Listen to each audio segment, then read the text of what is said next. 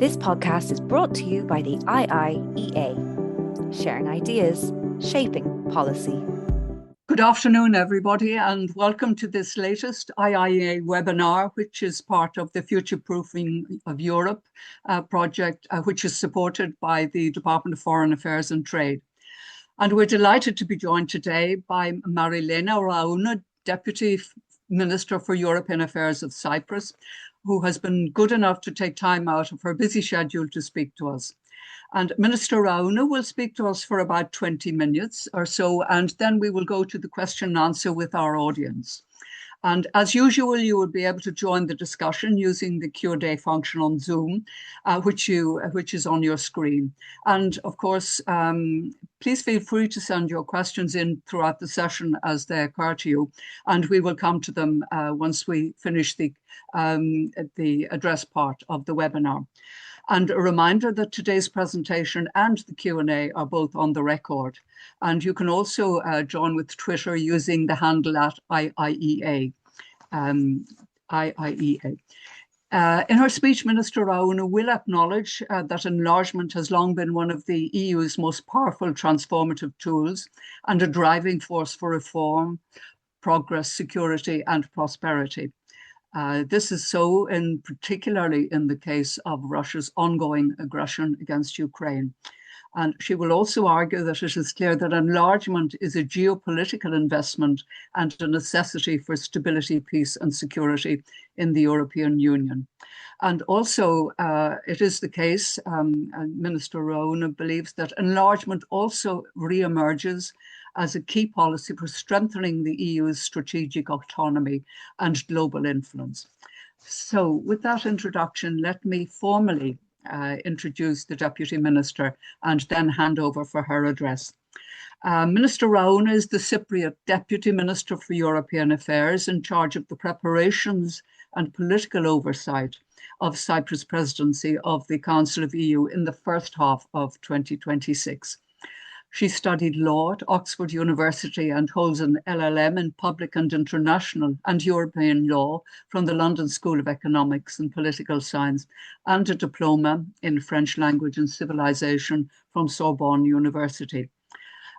Previously, she worked for the European Commission at the Director General for Justice, Security and Freedom and at the Permanent Representation of Cyprus to the EU.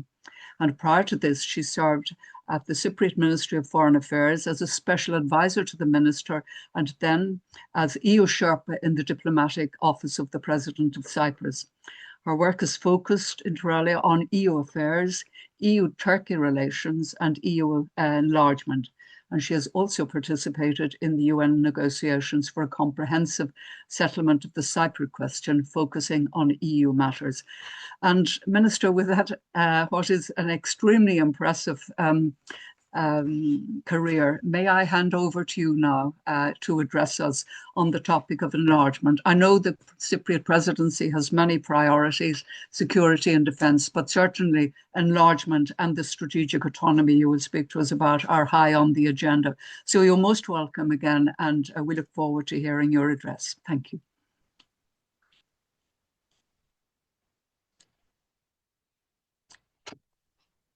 Can you hear me? Yes, now, yes, thank you. Very well. Madam Cross, thank you very much. Thank you very much for the invitation and to everyone who joined. I am absolutely delighted to join all of you, even if only virtually, from sunny Nicosia, here from the European Union's southeasternmost corner. Cyprus and Ireland stand at seemingly opposite ends of our continent, thousands of miles apart. And yet, Cyprus and Ireland are united by so much more than meets the eye. Island countries with common historical references. We have both endured division, and Cyprus continues to endure division and occupation. Both member states know the value of peace. And today, we stand united as members of our large European family, united by a common purpose and a shared direction under our flag with 12 golden stars. And this is what the European Union is about, bringing together European nations that may be geographically distant, but they are close at heart and united by values and a shared destiny. With the Cyprus presidency of the Council just around the corner, we are today exactly 37 days to the presidency. This exchange couldn't be more timely. In this regard, I want to sincerely thank the Institute of International and European Affairs for organizing this exchange. I believe it's an invaluable opportunity for Cyprus and Ireland as two consecutive presidencies of the Council to reflect together on one of the EU's most urgent and most transformative priorities: enlargement as an instrument and an indispensable component of the EU's strategic autonomy. The Cyprus presidency comes at what I believe to be an inflection point for our Union and for Europe. We are navigating one of the most complex, shifting geopolitical landscapes in recent history.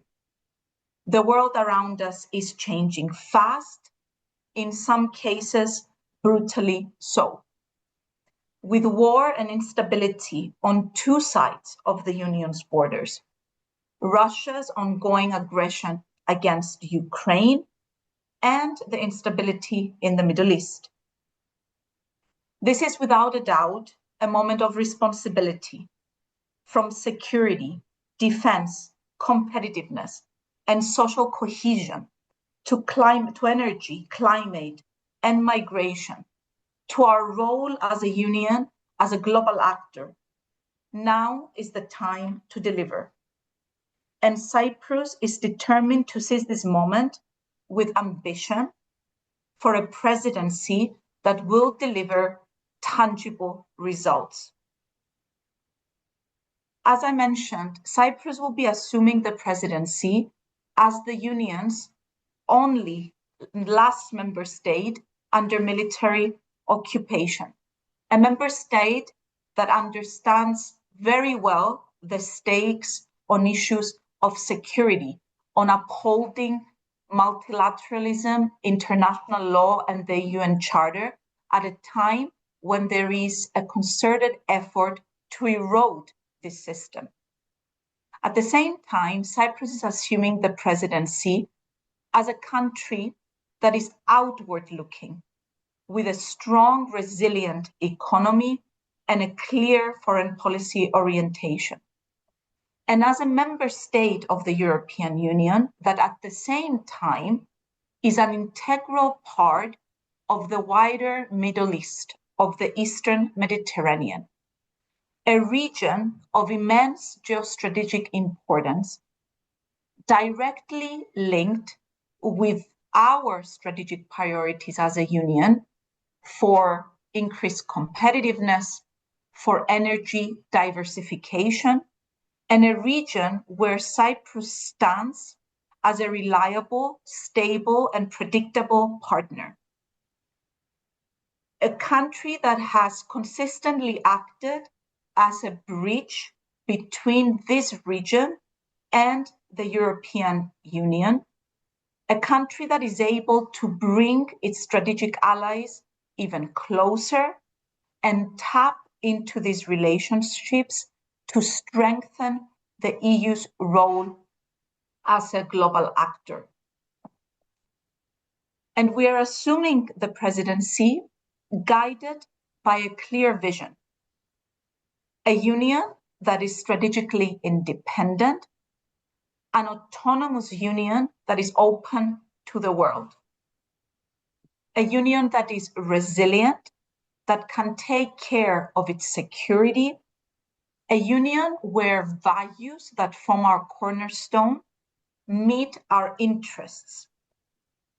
At the same time, in the midst of turmoil and unpredictability, the union must stand as a stable and reliable actor, one that is committed to multilateralism and to rules-based international order.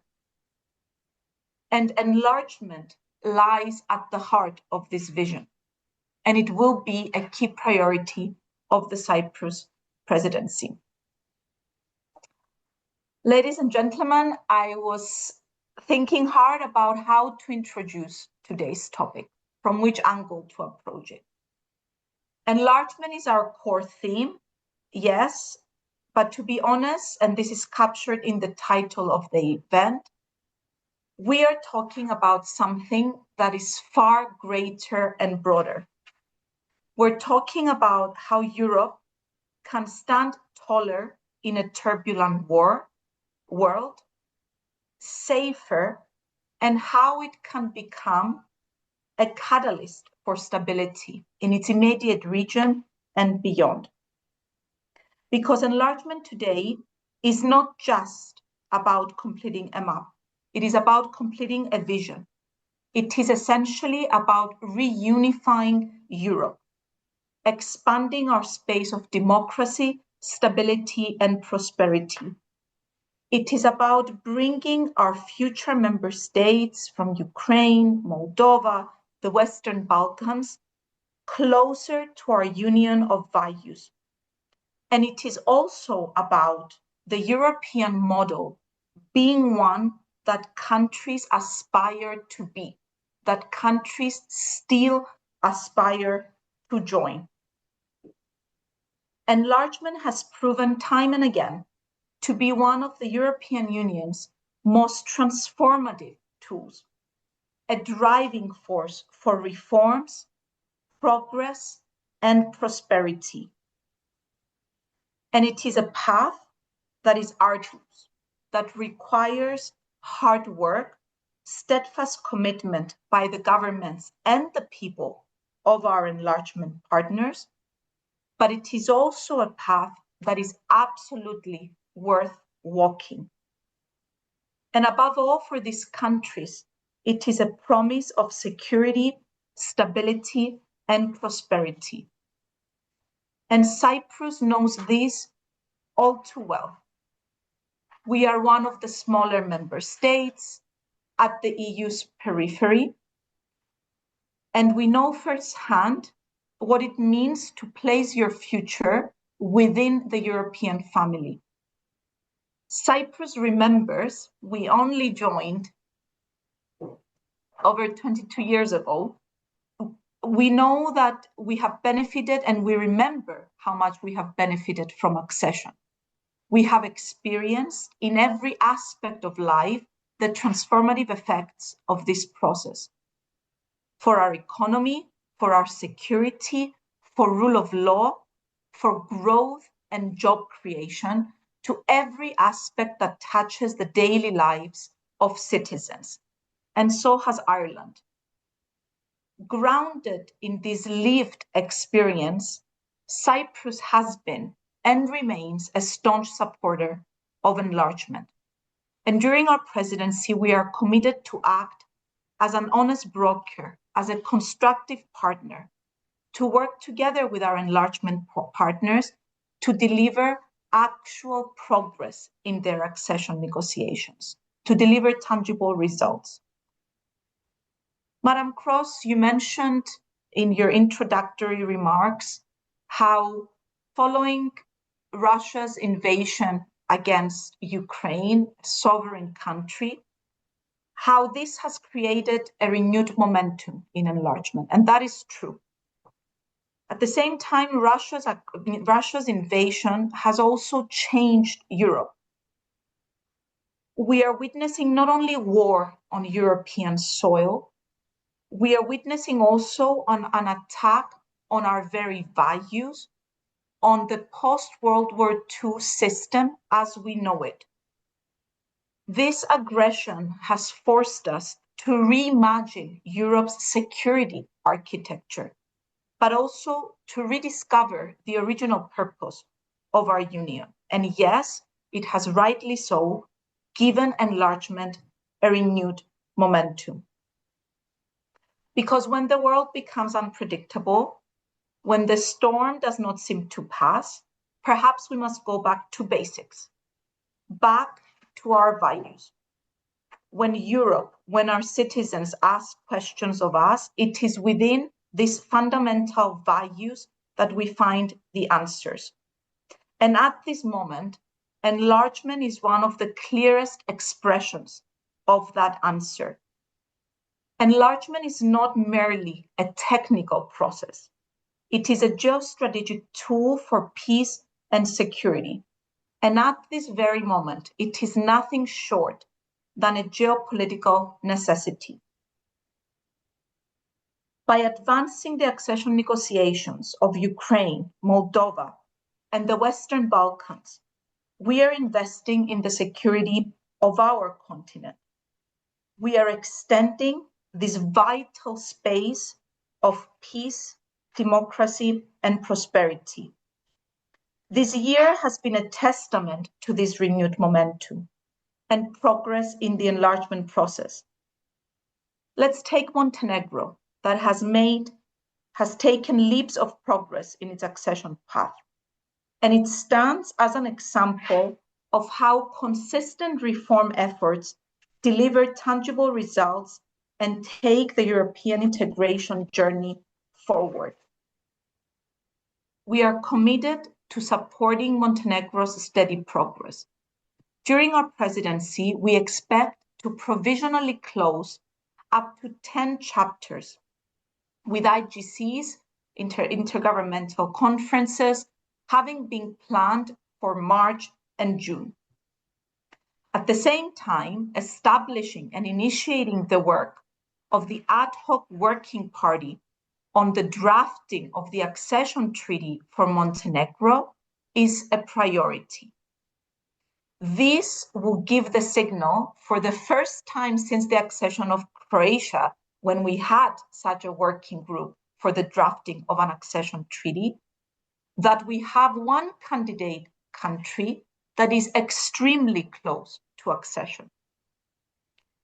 It might be ambitious, but it is possible if reforms continue, if the political commitment is there, that Montenegro can be the 28th member state by 2028. And we will work towards this goal. Albania has also demonstrated impressive commitment, advancing key reforms at a rapid pace, with the ambition of its accession negotiations to be completed by the end of 2027. 7 intergovernmental conferences with Albania have already taken place, with 6 occurring within the last 12 months. That is indicative of the pace of the reforms that are taking place. And of course, implementation of the reforms is of utmost importance. During the Cyprus presidency, our aim is to reach consensus on the IBAR, the interim benchmark assessment reports for cluster 1 in the early spring, with an intergovernmental conference planned for March, and to provisionally close chapters, possibly 3 chapters, 20, 25, and 30 by June. This would mean that under the Cyprus presidency, we would signal that chapters are now closing, which is also important. Opening chapters is one thing and it's very important, but closing chapters is an important signal.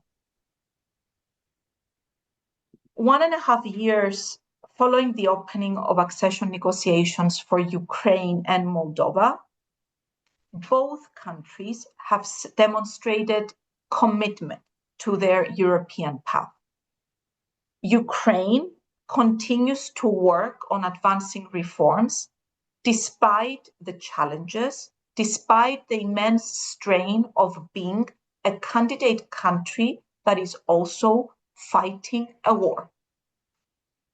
Moldova remains firmly anchored to its reform agenda, pushing ahead with determination and courage in the face of hybrid threats and with great external pressures, aimed at undermining its democratic institutions.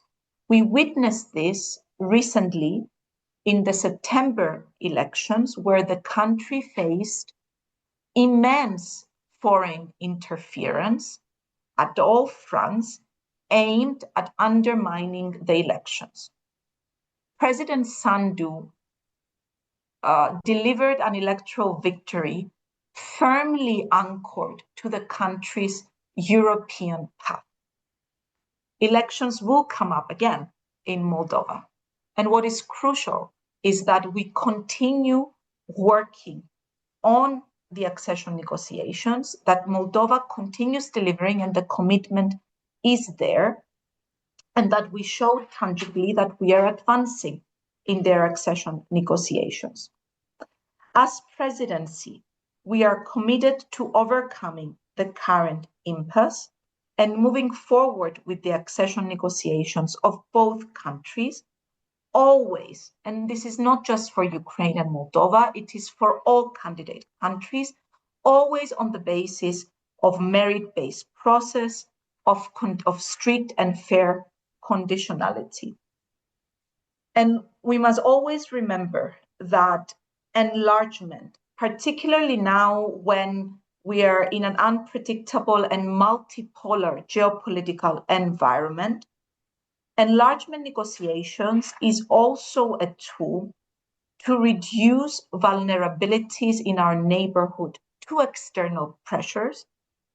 And as these pressures increase, as foreign interference increases, the European Union needs to ensure that this momentum that is created in the accession negotiations delivers for the countries, delivers for the citizens in these countries.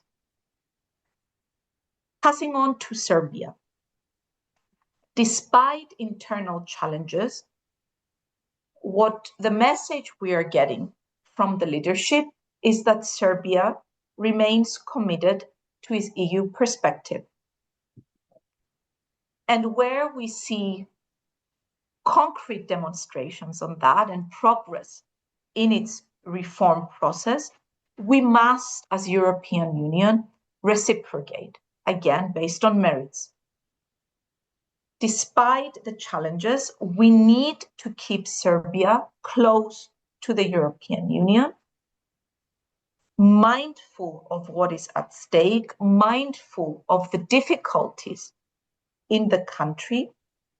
As presidency, we will explore possibilities for further progress in Serbia's accession process, as well as on that of Bosnia and Herzegovina and North Macedonia.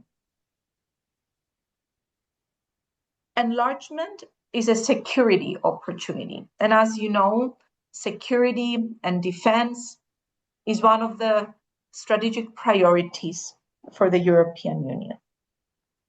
Enlargement strengthens our security agenda. It strengthens the resilience of our neighbors by reducing vulnerabilities to external pressures and interference, as I have mentioned, and it anchors them firmly in the European framework of stability and cooperation.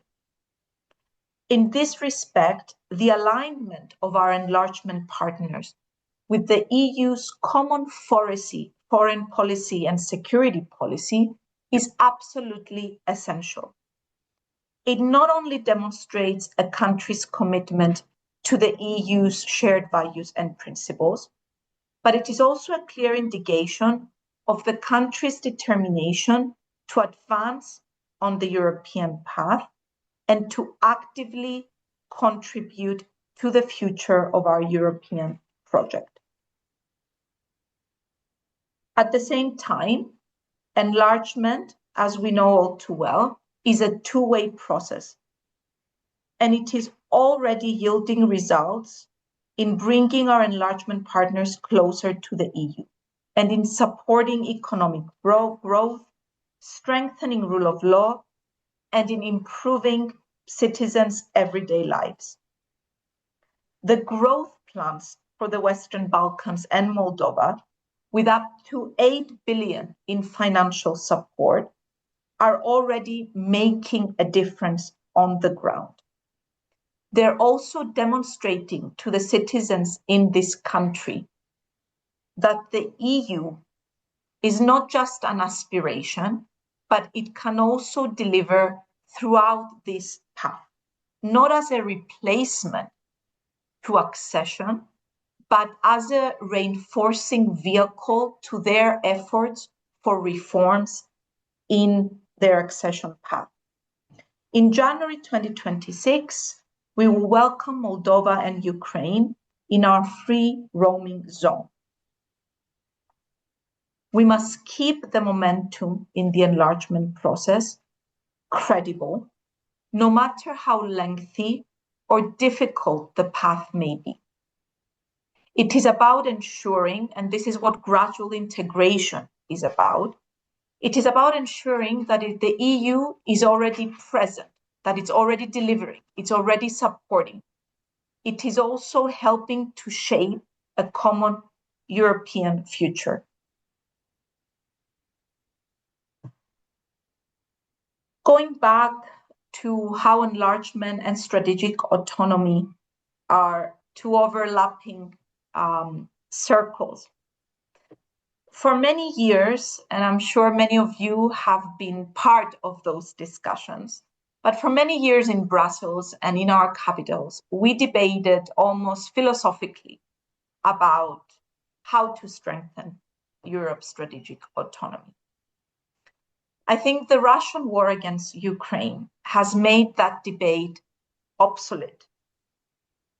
European autonomy in all its facets, and this concerns not only our role as a global actor, it also concerns energy autonomy, trade autonomy. It concerns our social cohesion.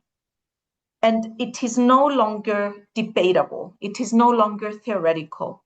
It is an imperative need that we need to deliver all.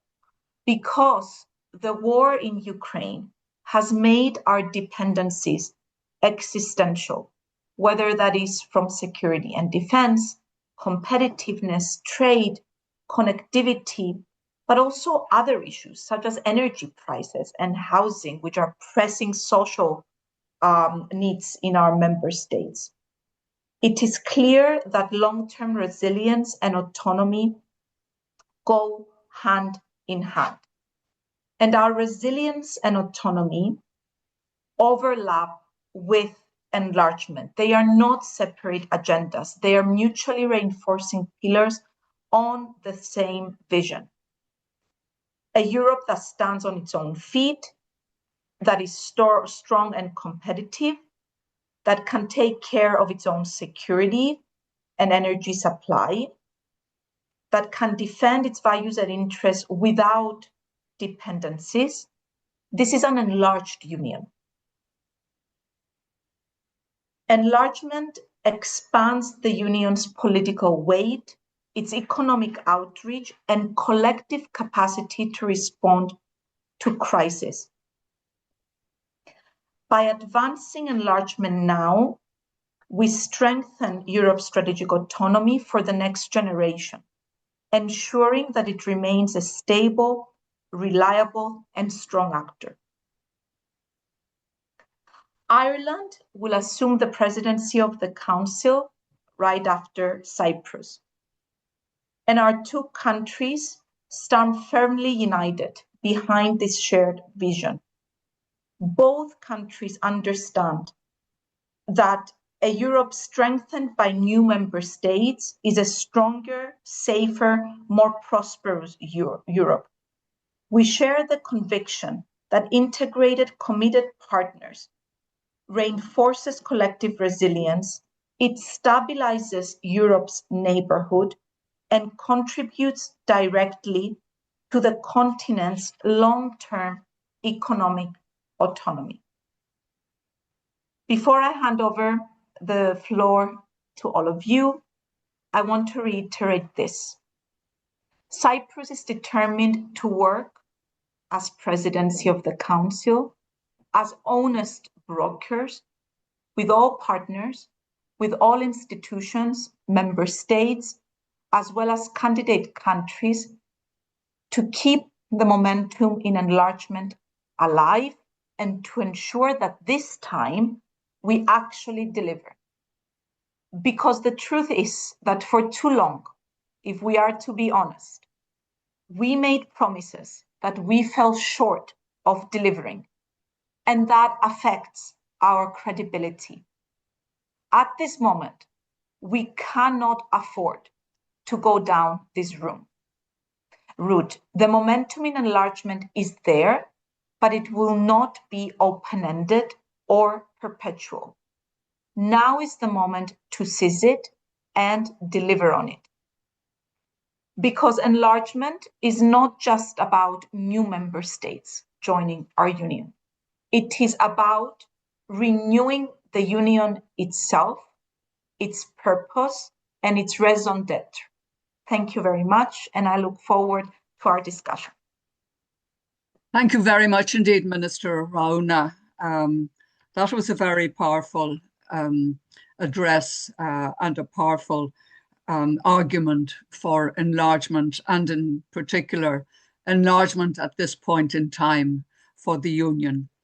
While we're waiting for some questions to come through, may I make a couple of points. I just wanted to ask you, how much support is there in the existing union for enlargement? One feels that in general, yes, but when you look more closely, that maybe there is not great enthusiasm in all member states.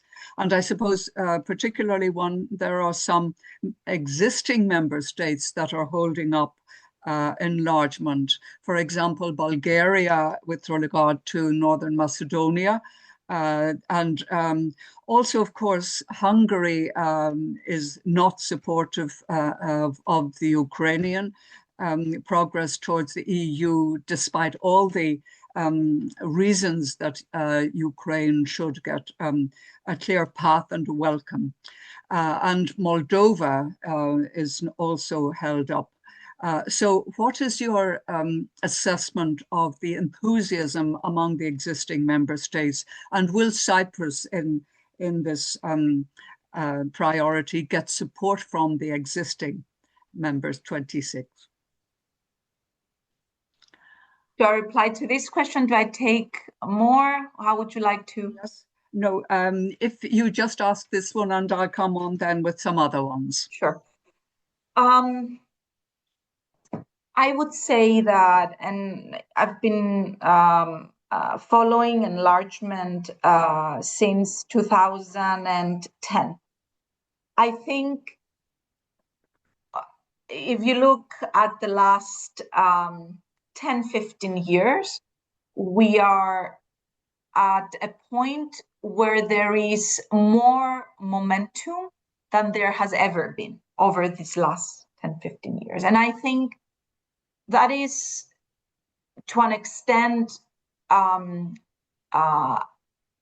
understandable. In what regard?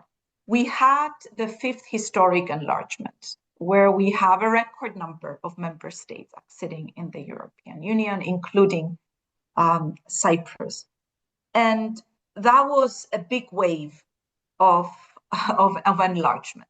And it is also true, with all the benefits that fifth historic enlargement brought, that it also brought some enlargement fatigue in the European Union. And that is to be expected. Right now, after Ukraine, the momentum is not only in words, it's real. It is palpable in Brussels. We've seen developments that speak to the fact that there is real momentum.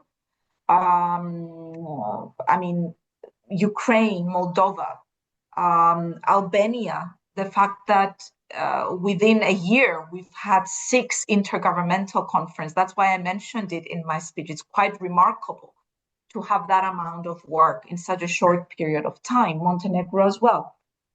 So I think the momentum is there. There is support, because if there weren't support, we wouldn't have these developments, because it takes unanimity. Are there difficulties? Yes, there are difficulties, and that is also to be expected.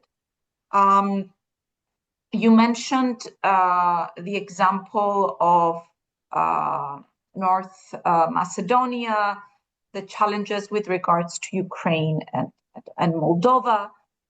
I think the fact that for the first time we have this concept of front loading in accession negotiations, which is because of the fact that we're not able to reach unanimity on having accession conferences for Ukraine and also for Moldova, because these two negotiations have been not formally but de facto politically coupled. Because of this, and because there is this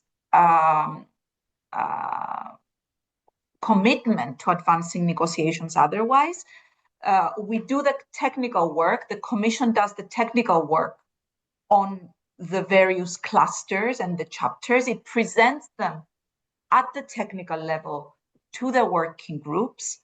And in this way, once the political conditions are there, we will be able, in a very fast-tracked way, to proceed with the opening. And this will continue, and that will continue at least until February. There is sufficient work to do this front loading of technical work, at least until February. At the same time, we need to work to reach consensus, to find ways to have consensus. I don't expect this to happen before the April elections in Hungary, but we as presidency, together with our partners, we need to work in a way that we create the conditions so that after the elections, we try to move to the next stage, which would be accession conferences. Now, with regards to North Macedonia, the position of the Council, and it's not just one member state, this is the Council position, is that the constitutional amendments which are part of the established conditionality, they must be adopted by North Macedonia, and then that would open the way for an intergovernmental conference immediately after, in order to have the adoption of the negotiating framework. And there is work underway so that we reach that point. If we don't reach that point by the end of the Danish presidency, we will exert all efforts to be on a path that will allow us to proceed with an intergovernmental conference and to have the formal adoption of the negotiating framework, which would then open the way for the opening of chapters. Well, that looks very encouraging. I have quite a number of questions here. I might take two, Minister, together. Mm-hmm. One is with regard to Bosnia and Herzegovina, and the other Ukraine.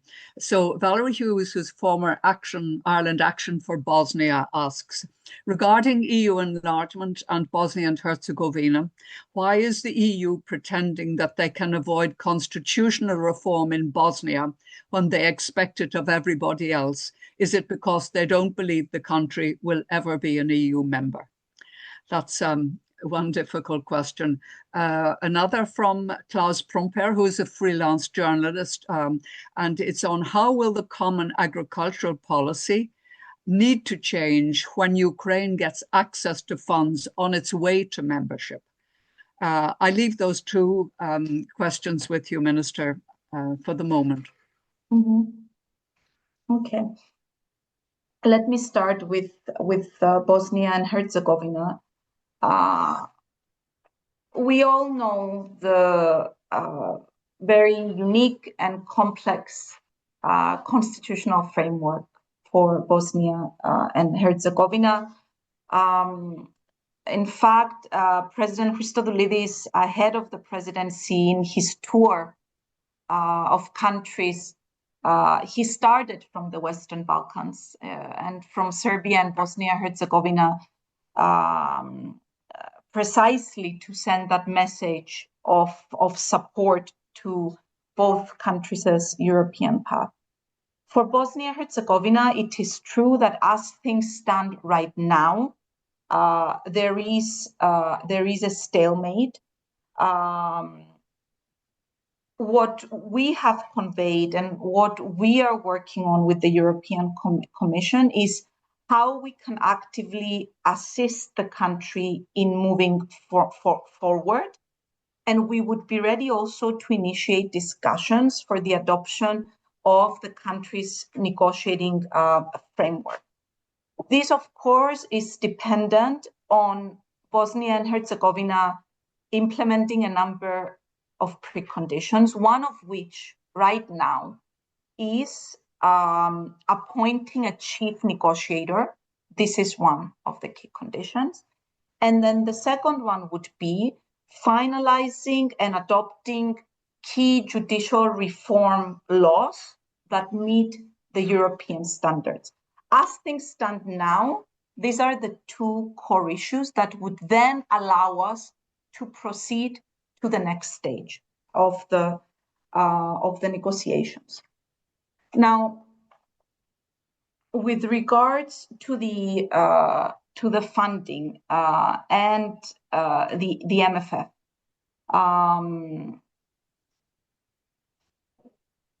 we know that the current system, the current budget, is a budget for EU 27. And both the new MFF would need to make provisions also for the possibility of enlargement. What we are currently waiting at the Council is the pre-enlargement reviews that would address a number of issues, including the institutional issues, internal issues, budget issues, the impact also that enlargement would have on specific policies, including on the common agricultural policy. What the Commission has done in the current MFF proposal that is being discussed and on which the Cyprus Presidency will need to work on as a key priority to deliver a second negotiating framework, the proposal is for a unified approach on the financial instruments for external relations, including, of course, on enlargement. What we need to also ensure is that the new MFF will uphold the importance of enlargement as a geopolitical necessity. And this, of course, should be reflected both politically, but also in the allocation of resources to support the candidate countries. And this funding should also be attached to conditionality, strong conditionality on reform, on alignment, to ensure fairness, effectiveness, and also credibility. So adhering to this performance-based model will be important. The impact on the budget, this requires us to have the pre-enlargement reviews to see exactly what the impact will be on existing policies. And we will drive the discussions forward in the Council on that basis. Thank you very much, Minister, for that. I have several more questions, but perhaps I have two more. We don't have that much time. One is on energy, and it's from Fergal McNamara, who's an IIEA member and co-chair of our climate and energy group. And he said, in your remark, Minister, you mentioned energy autonomy. Could you expand on this further, as it is especially interesting since both Cyprus and Ireland are both islands on the periphery of Europe? And another quite different one, but I think there is some interest in this from Toby Vogel of Democratization Policy Council, Brussels. Does the Cypriot Presidency plan to advance Kosovo's application for candidate status? Obviously, this is asked in the question in the context that Cyprus, among the group of five, does not actually recognize Kosovo's independence. But if I could leave those two with you, Minister, the energy and the Kosovo question.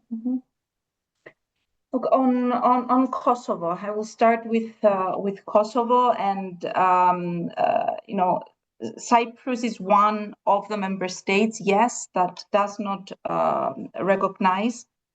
Despite non-recognition, we have signaled, and in fact, our political director of our Ministry of Foreign Affairs will be visiting Kosovo in the coming weeks, and we will also be inviting Kosovo together with all our enlargement partners to the informal General Affairs Council that will take place in Cyprus. We will be extending an invitation. We have signaled that we would be ready to engage constructively with Kosovo on the regional aspects, primarily on the implementation of the Western Balkans growth plan. I want to remind also that it was the stabilization and association agreement that was signed with Kosovo in the past, and also on visa issues. This was done, it started during the previous Cyprus presidency. We drove that agenda forward, and then it was completed at the council. But we would be ready to engage constructively with Kosovo during our presidency, both with regards to the growth plans, but also working with our member states, with our partners, on taking this forward. Now, with regards to the reference to energy autonomy, yes, this is an issue very close to heart to Cyprus because we are on the geographical periphery of the European Union. We are an island member state. We are not connected to the energy grid of the European Union, and we've seen, as a result of the Russian invasion against Ukraine, how critical it is for the European Union to diversify and pursue the goal of energy autonomy. And this is also one of the reasons that during the Cyprus presidency, we are also going to put at the forefront strengthening relations between the European Union and the Eastern Mediterranean, because we believe that this region has an important role to play with regards to the European Union's energy diversification and finding alternative energy routes. Now, with regards to the Western Balkans and energy, yes, we need to consider ideas to provide viable alternatives to Russia, bypassing Russian gas supplies, including in the energy sector. And, for example, in the case of Serbia, we have strongly welcomed the fact that a working group on energy between the European Commission and Serbia has been formed precisely to discuss issues that pertain to energy and what are the possible alternatives in this regard. We have had also developments very recently with regards to to Ukraine and how we can link it to energy in Europe. And I think this is an important element of the work we do with our enlargement partners in the broader context of our pursuit for energy autonomy. Thank you.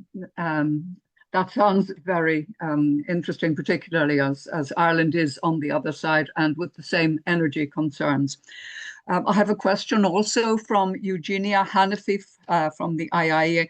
Do you think that an enlarged union would be effective in promoting its values of democracy, human rights and rule of law beyond the European neighbourhood countries, such as post-Soviet Central Asian countries? I think that's an area that is of interest, the Central Asian countries, Minister. So if you think that is would be a positive development out of enlargement.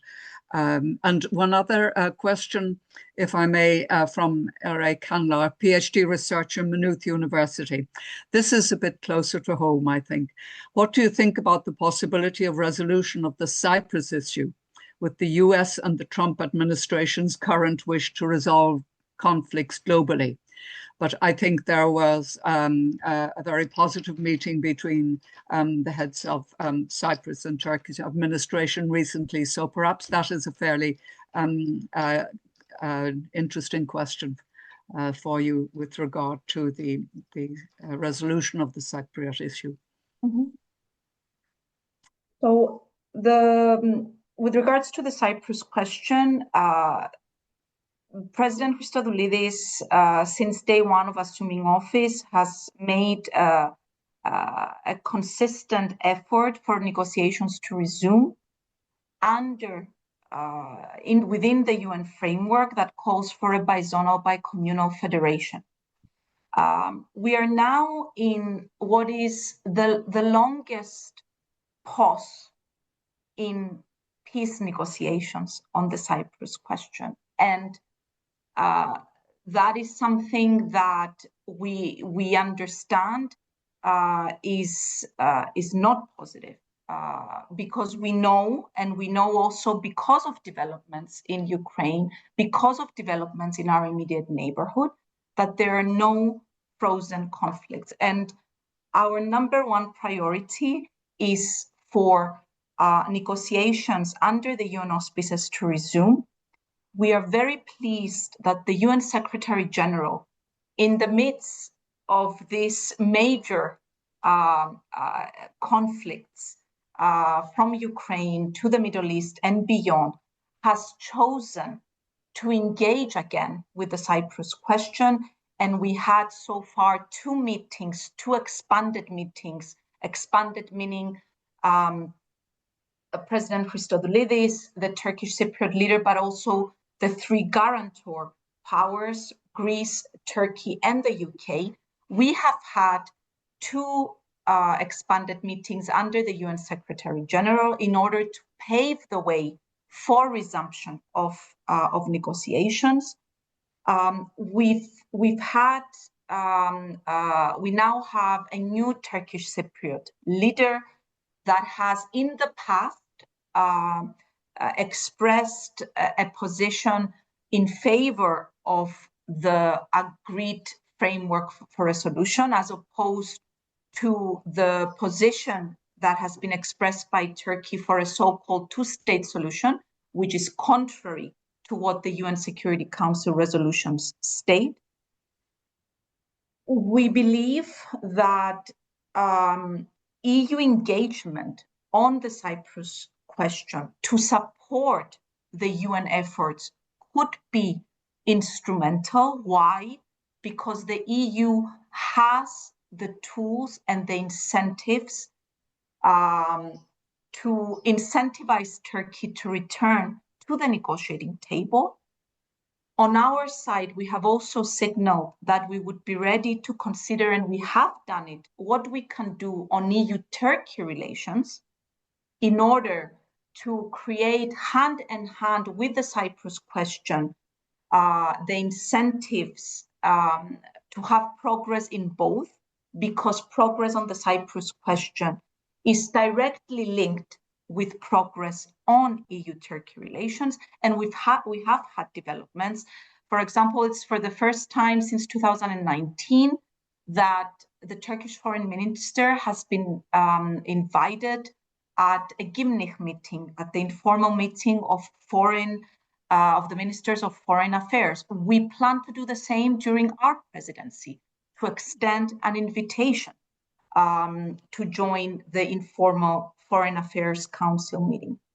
What is key is that Turkey engages, and this needs to be a message that the European Union, that our EU partners consistently convey to Turkey. The President of the European Commission, as I'm sure you know, appointed a special envoy on the Cyprus question, ex-Commissioner Johannes Hahn, who is working with all parties in order to create the conditions for resumption of negotiations. But, you know, reunification of Cyprus would not only be transformative for Cyprus and for all its citizens, it would be also transformative for the region.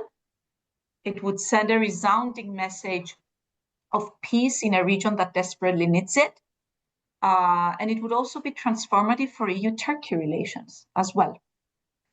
Now, on an enlarged union and the message it sends, I think I touched on it in my introductory remarks. Enlargement is also about sending the message that we still remain an attractive model, that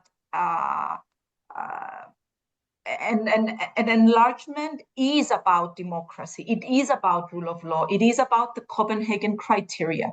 And if we are still attracting countries to join the European Union, it means that these countries, or it should mean that they aspire to meet these standards and these criteria. And this, in and of itself, creates a dynamic that spills beyond the candidate countries. With the Central Asian countries, we are seeing a lot of developments recently. I recently participated in a council meeting in Luxembourg with Uzbekistan, for example. Last year, we had the EU Central Asia Summit. A point we make to these countries, and we understand the importance of the region, we understand the importance of the Black Sea, and we've had recently the Black Sea strategy as well on behalf of the European Union.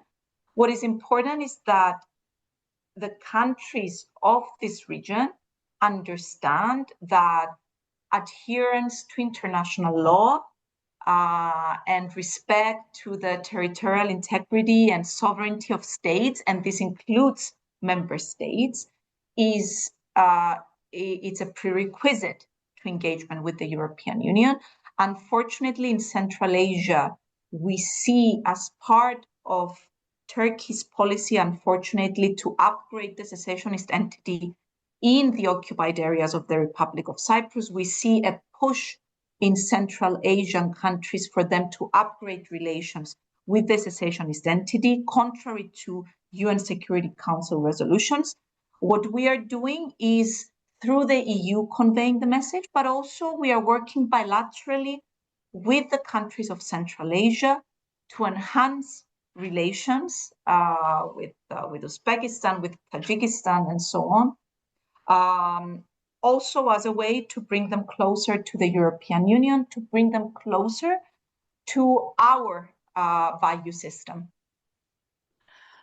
Minister, thank you very much indeed. I regret very much to say that all of a sudden we've reached our deadline, and for a number of questioners, I'm afraid that has come far too soon. We didn't get around to quite a number of the questions, but I thank you most sincerely for a really rich and interesting discussion, your address and discussion. I think we covered a lot of areas, and we see the challenges that confront the Cypriot presidency, but we also see the opportunity. And I think it came across very clearly your determination and those of your colleagues to advance the agenda, not only in enlargement, but in all the areas that you will be tackling that come from enlargement, but also the other challenges such as defence and MFF. And it just remains, I think, to wish you every possible success in your presidency. As you say, it's coming very close with 37 days. And needless to say, we will be working closely with you as we follow on and maintain the momentum that we know Cyprus will generate in your 6 months. So thank you on behalf of all of us for being with us today. And I thank you to all our those who are participating in the webinar. So thank you again, and goodbye for now. I hope we can hear from you again during the presidency. Thank you, Certainly. Minister. Thank you so much. This podcast is brought to you by the IIEA, sharing ideas, shaping policy.